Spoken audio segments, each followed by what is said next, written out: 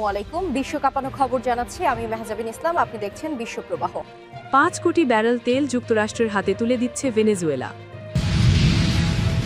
ইউক্রেনে সেনা পাঠাতে প্রস্তুত যুক্তরাজ্য ও ফ্রান্স, সতর্ক বার্তা রাশিয়ার। বিক্ষোভে উত্তাল ইরান, ১০ দিনে নিহত ৩৬। যুক্তরাষ্ট্রের ভিসা বন্ড তালিকায় এবার বাংলাদেশ, গুনতে হবে ১৮.৫ লাখ টাকা। ট্রাম্পের কর্মকাণ্ডে বিভক্ত মার্কিনিরা। আমি এখনও ভেনেজুয়েলার প্রেসিডেন্ট, মন্তব্য নিকোলাস মাদুরোর। এতক্ষণ শুনলেন সংবাদের শিরোনাম। এবার চলুন দেখে নিই প্রতিটি সংবাদের বিস্তারিত। ৫০ ব্যারেল তেল মার্কিন যুক্তরাষ্ট্রের হাতে তুলে দিচ্ছে ভেনেজুয়েলা। যুক্তরাষ্ট্রের কাছে $2 বিলিয়ন বা $200 কোটি সমমূল্যের অপরিশোধিত তেল রপ্তানি করতে ওয়াশিংটনের সঙ্গে একটি চুক্তিতে পৌঁছেছে ভেনেজুয়েলা। গতকাল মঙ্গলবার মার্কিন প্রেসিডেন্ট ডোনাল্ড ট্রাম্প একথা নিশ্চিত করেছেন। গুরুত্বপূর্ণ এই চুক্তির ফলে ভেনেজুয়েলার তেলের সরবরাহ এখন চীনের বদলে মার্কিন যুক্তরাষ্ট্রের দিকে ঘুরবে এবং ভেনেজুয়েলা বড় ধরনের তেল উৎপাদন হ্রাস এড়াতে সক্ষম হবে। এই চুক্তি এরকম জোরালো ইঙ্গিত দিচ্ছে যে ভেনেজুয়েলার অন্তর্বর্তী গণসরকার ট্রাম্পের দাবির প্রতি সাড়া দিচ্ছে। ট্রাম্প দাবি করেছিলেন, হয় মার্কিন তেল কোম্পানিগুলোর জন্য দেশটিতে ব্যবসার সুযোগ উন্মুক্ত করতে হবে, নয়তো সামরিক অভিযানের ঝুঁকি নিতে হবে। ইতিমধ্যে ট্রাম্প বলেছেন তিনি চান ভেনেজুয়েলার অন্তর্বর্তী প্রেসিডেন্ট দেশটির তেল শিল্পে মার্কিন যুক্তরাষ্ট্র ও বেসরকারি কোম্পানিগুলোর কাছে পূর্ণ প্রবেশদ্বার উন্মুক্ত করুক। ট্রাম্পের আরোপিত রপ্তানি নিষেধাজ্ঞার কারণে গত ডিসেম্বরের মাঝামাঝি থেকে ভেনেজুয়েলার লাখ লাখ ব্যারেল তেল বিভিন্ন ট্যাঙ্কার ও স্টোরেজ ট্যাঙ্কে আটকা পড়েছিল। এগুলো জাহাজীকরণ করতে পারছিল না। ভেনেজুয়েলার প্রেসিডেন্ট নিকোলা মাদুরোর সরকারের ওপর মার্কিন চাপ বৃদ্ধির অংশ ছিল এই অবরোধ। গত শনিবার মার্কিন বিশেষ বাহিনী মাদুরোকে তুলে নিয়ে যাওয়ার মধ্য দিয়ে এই উত্তেজনা চূড়ান্ত রূপ নেয়। ভেনেজুয়েলার শীর্ষ কর্মকর্তারা প্রেসিডেন্টকে তুলে নিয়ে যাওয়ার এই ঘটনাকে অপহরণ বলে অভিহিত করেছেন এবং যুক্তরাষ্ট্রের বিরুদ্ধে তাদের দেশের বিশাল তেল সম্পদ চুরির চেষ্টার অভিযোগ তুলেছেন। ইউক্রেনে সেনা পাঠাতে প্রস্তুত যুক্তরাষ্ট্র ও ফ্রান্স, রাশিয়ার আপত্তির শঙ্কা। যুদ্ধ নিয়ে রাশিয়ার সঙ্গে শান্তি চুক্তি হলে ইউক্রেন সেনা মোতায়েন করবে যুক্তরাষ্ট্র ও ফ্রান্স। এ বিষয়ে একটি ঘোষণাপত্রে উভয় দেশ স্বাক্ষর করেছেন বলে জানিয়েছেন যুক্তরাষ্ট্রের প্রধানমন্ত্রী কেয়ার স্টারমার। গতকাল প্যারিসে ইউক্রেনের মিত্রদের সঙ্গে আলোচনার পর তিনি একথা বলেন। এই আলোচনায় কোয়ালিশন অব দ্য উইলিং নামে জোটের রাষ্ট্রনেতা ও শীর্ষ কর্মকর্তারা উপস্থিত ছিলেন। স্টারমার বলেছেন, ভবিষ্যতে আক্রমণ প্রতিরোধের জন্যই যুক্তরাষ্ট্র ও ফ্রান্স ইউক্রেনে সামরিক ঘাঁটি স্থাপন করবে। অন্যদিকে ফরাসি রাষ্ট্রপতি ইম্যানুয়েল মাক্রঁ বলেছেন তারা অন্তত কয়েক হাজার সেনা মোতায়েন করতে প্রস্তুত। ঘোষণাপত্র নিয়ে স্টারমার আরও বলেন, এটি একটি যৌক্তিক বা আইনি কাঠামো সৃষ্টি করবে যার মাধ্যমে ব্রিটিশ, ফরাসি ও সহযোগী বাহিনী ইউক্রেনে কাজ করতে পারবে। এর অন্তর্ভুক্ত থাকবে ইউক্রেনের আকাশ ও সমুদ্র সুরক্ষা এবং ভবিষ্যতে তাদের সেনাবাহিনীকে প্রস্তুত করা। মিত্ররা ইউক্রেনের জন্য দৃঢ় নিরাপত্তা নিশ্চিত করতেও একমত হয়েছেন। তাদের প্রস্তাব, মার্কিন যুক্তরাষ্ট্রই যুদ্ধবিরতি পর্যবেক্ষণে নেতৃত্ব দেবে, তবে ভূখণ্ডের বিষয়টি এখনও কোনো সিদ্ধান্ত চূড়ান্ত হয়নি। ইউক্রেনের প্রেসিডেন্ট ভলোদিমির জেলেনস্কি এই আলোচনাকে বৃহৎ অগ্রগতি বলে উল্লেখ করেছেন। অন্যদিকে মার্কিন বিশেষ দূত স্টিভ উইটকফ বলেছেন, নিরাপত্তা প্রোটোকল তৈরিতে জোটের সদস্যদের কাজ প্রায় শেষের দিকে। তবে এই সিদ্ধান্ত কতটা বাস্তবসম্মত হবে তা নিয়ে যথেষ্ট সন্দেহ রয়েছে, কেননা রাশিয়া বারবারই জোর দিয়েছে ইউক্রেনে অন্য যে কোনো দেশের সেনাদের উপস্থিতিকে তারা মেনে নেবে না। তবে সর্বশেষ প্যারিসের এই ঘোষণার বিষয়ে মস্কো এখনও কোনো মন্তব্য করেনি। ২০২২ সালের ফেব্রুয়ারি রাশিয়া ইউক্রেনে পূর্ণাঙ্গ আক্রমণ শুরু করে। বর্তমানে দেশটির প্রায় ২০% ভূখণ্ড নিয়ন্ত্রণে নিয়েছে তারা। বিক্ষোভে উত্তল ইরান, ১০ দিনে নিহত ৩৬ জন। ইরানে লাগাতার ১০ দিন ধরে চলা সরকার বিরোধী বিক্ষোভ এবং নিরাপত্তা বাহিনীর সঙ্গে সংঘর্ষে নিহতদের সংখ্যা বেড়ে অন্তত ৩৬ জনে দাঁড়িয়েছে। মঙ্গলবার ৬ জানুয়ারি human rights activists news agency HRANA তাদের প্রতিবেদনে জানিয়েছে, নিহতদের মধ্যে ৪ জনের বয়স ১৮ বছরের নিচে।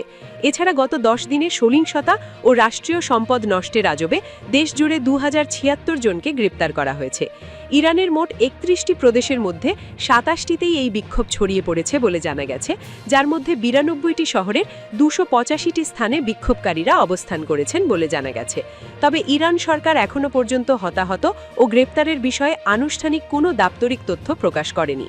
এই আন্দোলনের সূত্রপাত হয়েছিল গত 28শে ডিসেম্বর, যখন স্থানীয় মুদ্রা ইরানি রিয়ালের মান কমে যাওয়া এবং অসহনীয় মূল্যস্ফীতির প্রতিবাদে রাজধানী তেহরান ও বিভিন্ন শহরের ব্যবসায়ী ধর্মঘট ডাকেন।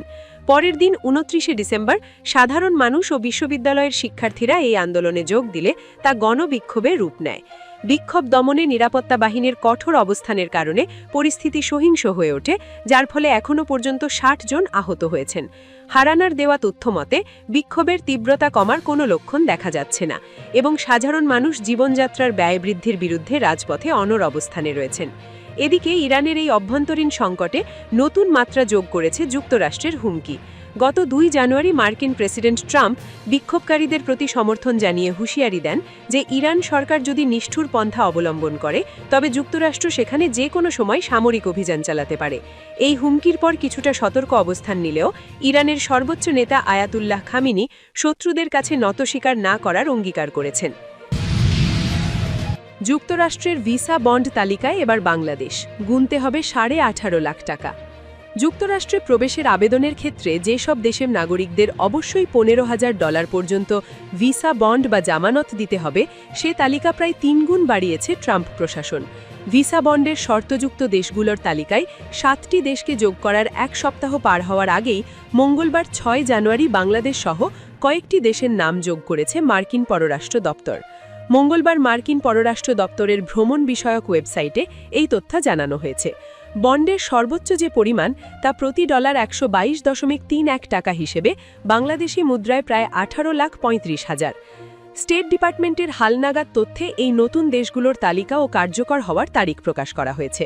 বাংলাদেশের ক্ষেত্রে এই নিয়ম আগামী 21শে জানুয়ারি থেকে কার্যকর হবে। স্টেট ডিপার্টমেন্ট জানিয়েছে, কোনো আবেদনকারী ভিসার জন্য যোগ্য বিবেচিত হলেও কনসুলার অফিসার চাইলে তার ওপর এই শর্তারোপ করতে পারেন। বন্ডের পরিমাণ নির্ধারিত হবে 3টি ধাপে: 5,000, 10,000 অথবা 15,000 মার্কিন ডলার। আবেদনকারীর ব্যক্তিগত পরিস্থিতি ও ইন্টারভিউয়ের ওপর নির্ভর করে এই পরিমাণ নির্ধারণ করবেন সংশ্লিষ্ট ভিসা অফিসার। ভিসা বন্ড কি? ভিসা বন্ড হলো এক ধরনের আর্থিক নিশ্চয়তা। কিছু দেশ নির্দিষ্ট কিছু বিদেশি নাগরিককে সাময়িক ভিসা দেওয়ার আগে এমন জামানত বা নিশ্চয়তা নিয়ে থাকে যেন তারা ভিসার শর্ত, বিশেষ করে থাকার সময়সীমা মেনে চলেন। প্রতি বছর যুক্তরাষ্ট্র হাজারো বিদেশি শিক্ষার্থী, পর্যটক ও কর্মীকে অস্থায়ী নন ইমিগ্রেন্ট ভিসা দেয়। এসব ভিসার মেয়াদ কয়েক সপ্তাহ থেকে কয়েক বছর পর্যন্ত হতে পারে। কোনো নন ইমিগ্রেন্ট ভিসাধারী অনুমোদিত মেয়াদের চেয়ে বেশি সময় যুক্তরাষ্ট্রে থাকলে সেটি ভিসা ওভারস্টে গণ্য হয়।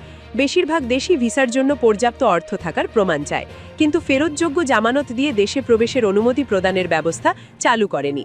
নিউজিল্যান্ড একসময় ওভারস্টে নিয়ন্ত্রণে ভিসা বন্ড চালু করেছিল, পরে তা আর কার্যকর হয়নি। 2013 সালে যুক্তরাষ্ট্র কিছু উচ্চ ঝুঁকিপূর্ণ দেশের ভ্রমণকারীদের জন্য ভিসা বন্ড চালু করার উদ্যোগ নিয়েছিল, কিন্তু পরে তা বাতিল করে। ট্রাম্পের কর্মকাণ্ডে বিভক্ত মার্কিনিরা। সামরিক অভিযান চালিয়ে ভেনেজুয়েলার প্রেসিডেন্ট নিকোলাস মাদুরো ও তার স্ত্রীকে তুলে নিয়ে আসার ঘটনায় প্রায় সমানভাবে পক্ষে বিপক্ষে বিভক্ত হয়ে পড়েছেন মার্কিনিরা। এক জনমত জরিপে এ তথ্য উঠে এসেছে। সোমবার রয়টার্স বা ইপসোস প্রকাশিত জরিপে দেখা গেছে 33% মার্কিনি মাদুরোকে ধরে নিয়ে আসার পক্ষে মত দিয়েছেন, তবে তাদের চেয়ে 1% বেশি অর্থাৎ 34% বিপক্ষে মত দেন, আর নিজেদের অবস্থান নিশ্চিত করেননি 32% মার্কিনি। Al Jazeera, NDTV. মার্কিন প্রেসিডেন্ট ডোনাল্ড ট্রাম্পের দল রিপাবলিকান পার্টির সমর্থকেরা ভেনেজুয়েলায় সামরিক অভিযানের পক্ষে বেশি মত দিয়েছেন। দেশটিতে মার্কিন অভিযানের পক্ষে যারা মত দিয়েছেন তাদের মধ্যে 65% রিপাবলিকান, 11% ডেমোক্র্যাট এবং 23% কোনো দলের সমর্থক নন। মাদুরোকে ধরে নিয়ে আসার পর এখন ভেনেজুয়েলা কে শাসন করবে তা নিয়ে একটি জরিপে দেখা গেছে ওয়াশিংটন দেশটি পরিচালনা করুক এটা বেশিরভাগ মার্কিনি চান না। জরিপ অনুযায়ী যুক্তরাষ্ট্রের 43% মানুষ চান না কারাকাসে নতুন সরকার গঠিত হওয়ার আগ পর্যন্ত ওয়াশিংটন ভেনেজুয়েলাকে শাসন করুক। তবে এক্ষেত্রে 34% সমর্থন করেন আর 20% নিশ্চিত নন। ফলাফল বলছে যুক্তরাষ্ট্রের নাগরিকরা ভেনেজুয়েলায় মার্কিন সৈন্য মোতায়েনের পক্ষে নন।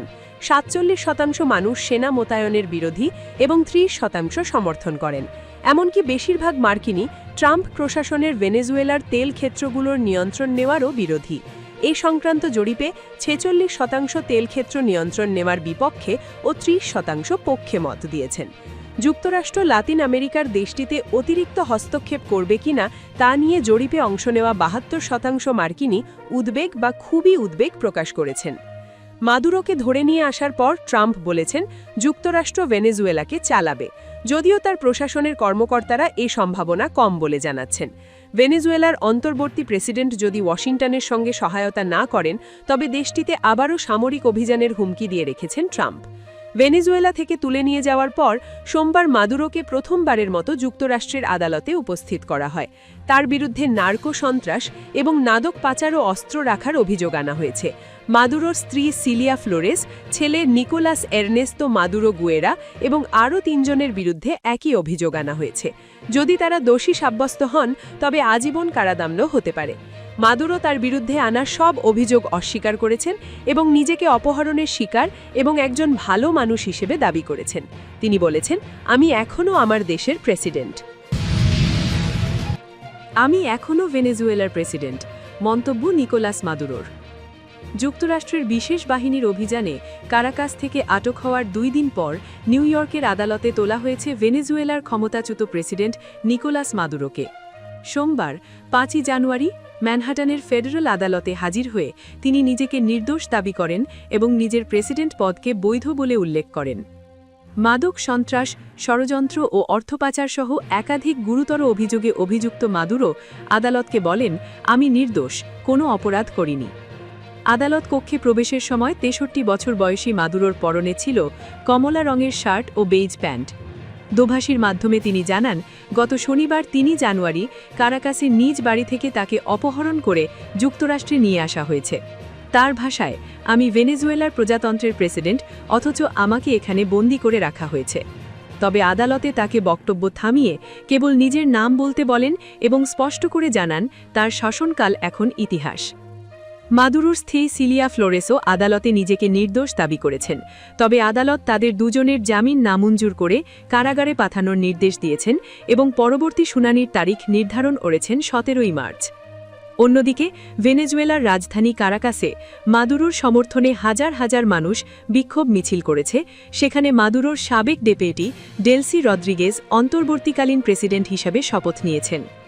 উল্লেখ্য, গত শনিবার ভোরে মার্কিন কমান্ডোরা বিমান হামলা ও নৌবাহিনীর সহায়তায় কারাকাসে এক শ্বাসরুদ্ধকর অভিযান চালিয়ে মাদুরো দম্পতিকে আটক করে। এই অভিযানের পর মার্কিন প্রেসিডেন্ট ডোনাল্ড ট্রাম্প ঘোষণা করেছেন, এখন থেকে ভেনেজুয়েলার নিয়ন্ত্রণ যুক্তরাষ্ট্রের হাতে থাকবে। বিশেষ করে দেশটির বিশাল তেল সম্পদের উপর পূর্ণ নিয়ন্ত্রণ নেওয়ার পরিকল্পনা করছে ওয়াশিংটন। ট্রাম্প স্পষ্ট করে দিয়েছেন যে আগামী মাসে ভেনেজুয়েলায় কোনো নির্বাচনের সম্ভাবনা নেই।